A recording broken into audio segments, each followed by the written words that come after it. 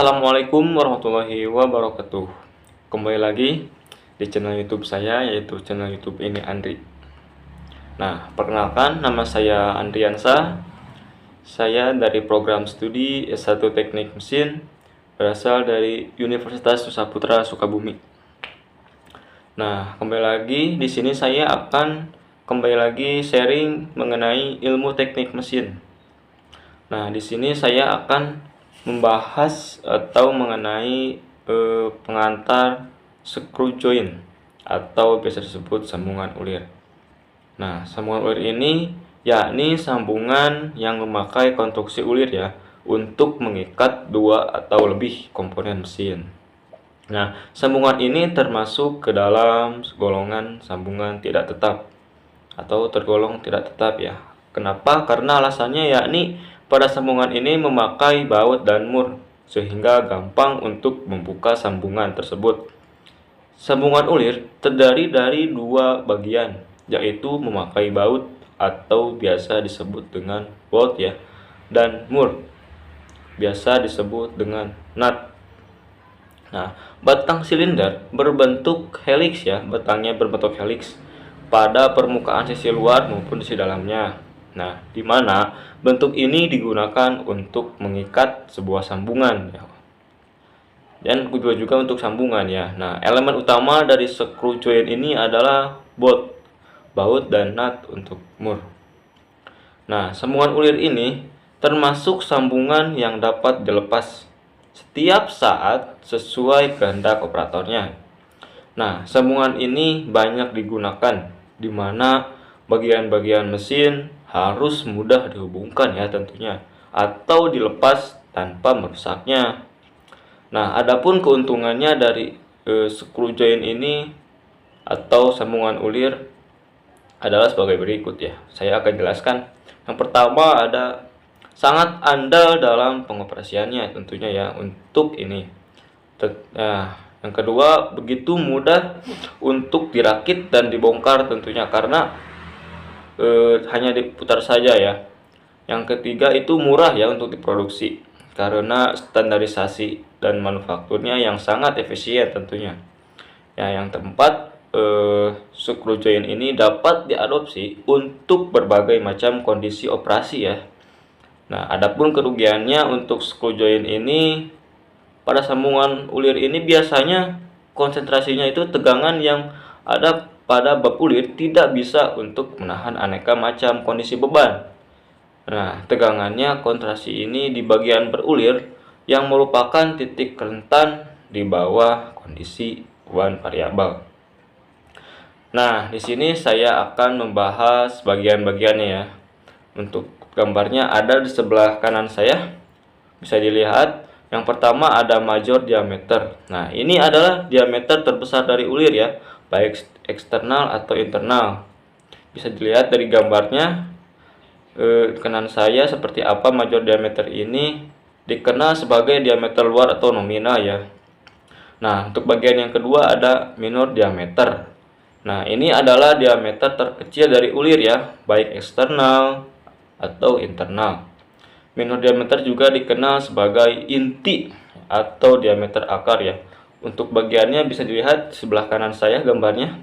Nah, yang ketiga ada pitch diameter. Nah, ini adalah diameter silinder imajiner. Pada ulir ini screw atau silinder yang permukaannya akan melewati ulir pada titik-titik sedemikian rupa sehingga membuat sama lebar. Nah, untuk yang keempat itu ada bagian pitch. Ini adalah jarak dari satu titik teratas pada satu ulir ke titik yang bersesuaian atas berikutnya ya. Bisa dilihat seperti apa gambarnya. Nah, yang kelima itu crest. Ini titik tertinggi dari permukaan atas ya.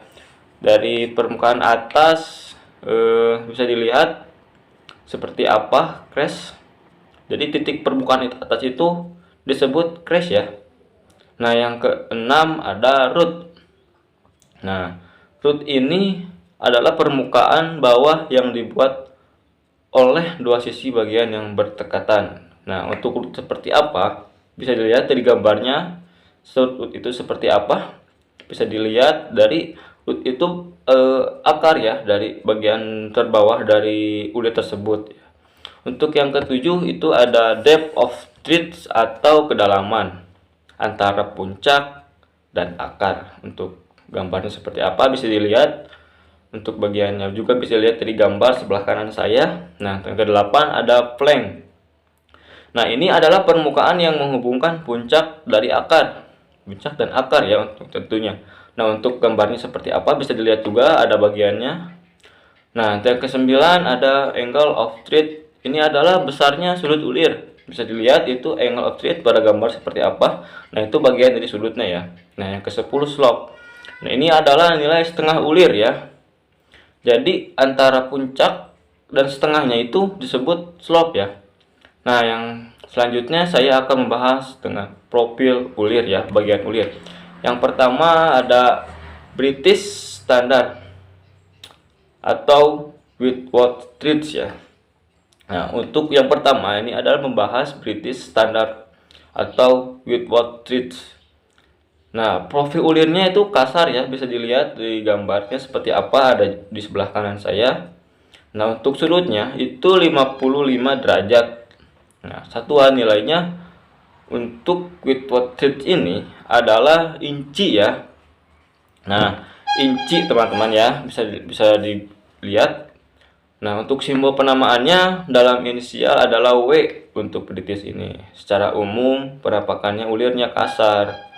Nah, pemakaian pada beban-beban yang bertaya, contohnya penulisan ulir inci pada benda kerja seperti W ini adalah setengah inci kali 12. Ini berarti benda kerja tersebut berdiameter luar setengah inci ya, dengan jumlah pitch 12 dalam 1 incinya. Nah, yang kedua ada metric streets. Nah, untuk gambarnya seperti apa bisa dilihat. Profil ulirnya halus. Sudut ulirnya itu 60 derajat ya teman-teman.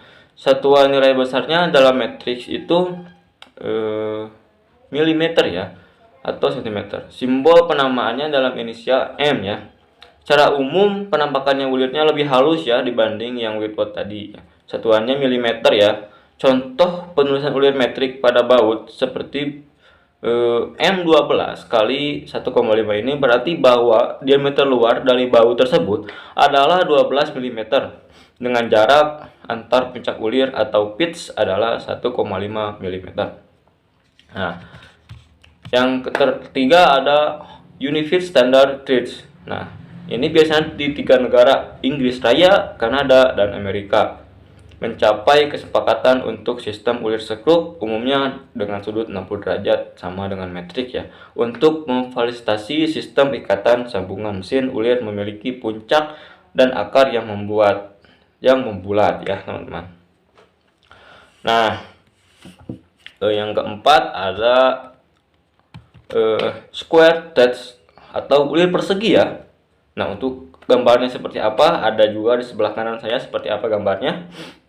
Bisa dilihat. Nah, ulir persegi ini memiliki tingkat karena efisiensinya yang tinggi ya dalam pergerakannya. Karena sifatnya memiliki ketahanan gesek yang kecil dibanding jenis metrik dan Whitworth.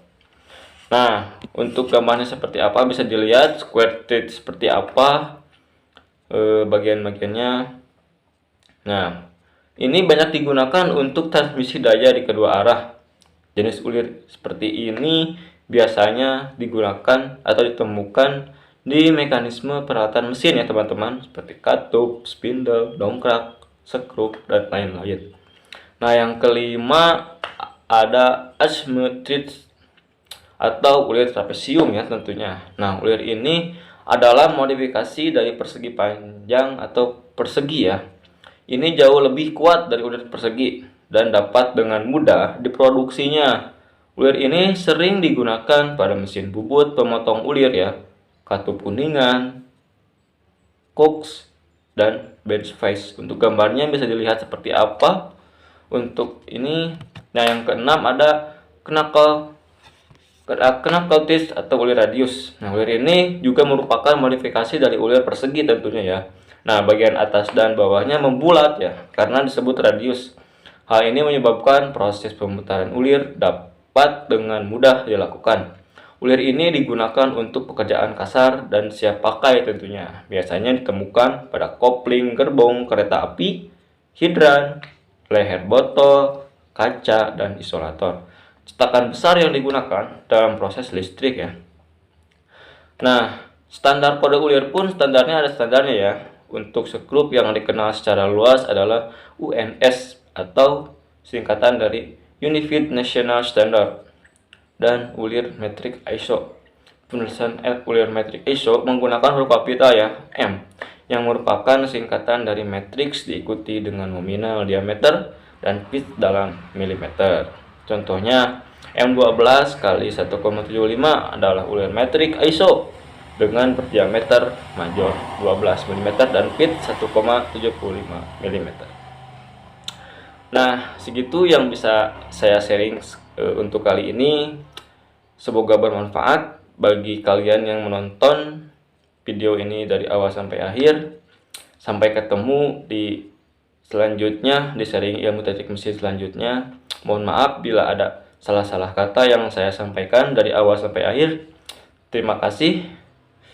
Jangan lupa like, comment, and subscribe ya teman-teman, agar channel ini semakin berkembang ya. Saya Andriansa undur diri. Assalamualaikum warahmatullahi wabarakatuh.